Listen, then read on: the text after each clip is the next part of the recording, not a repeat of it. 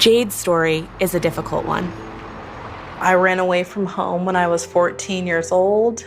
I met a 30-year-old man, and at the time I was still a virgin. I didn't know what sex was, and he gave me some condoms and he told me to walk.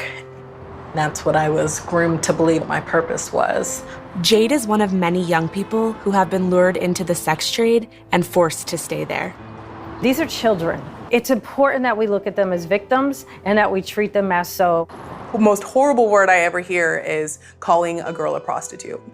They might have been engaged in prostitution, but they're not a prostitute. There were massive disconnects in our community with trying to get these children to the right place. The police were dropping the kids off after recovering them from the streets. After 16 hours, the kids are on the run again.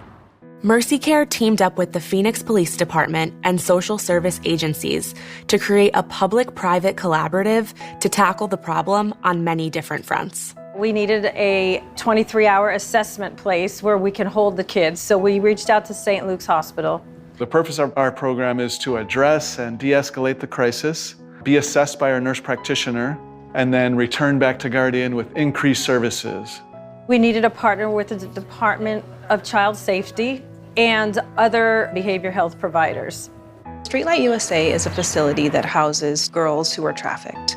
They go to school here, they live here, it is placement. Help stimulate the brain and mimic that deep sleep. We provide them enhanced services that are trauma-informed, methods of being able to relate to the child, understanding their behaviors through a trauma-informed lens.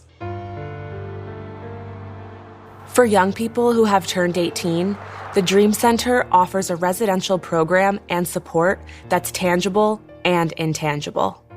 Jade didn't really want to talk to anybody. She didn't trust anybody. I didn't know that this is what I needed. Jade struggled with her new life at the Dream Center, running away several times and even ending up back in jail. We went to court with her, and she had no idea we were going to be there. And she just started crying. And that was the first time that somebody has ever been there for her or fought for her in a very long time. Before the collaborative, only about 20% of the victims stayed in treatment.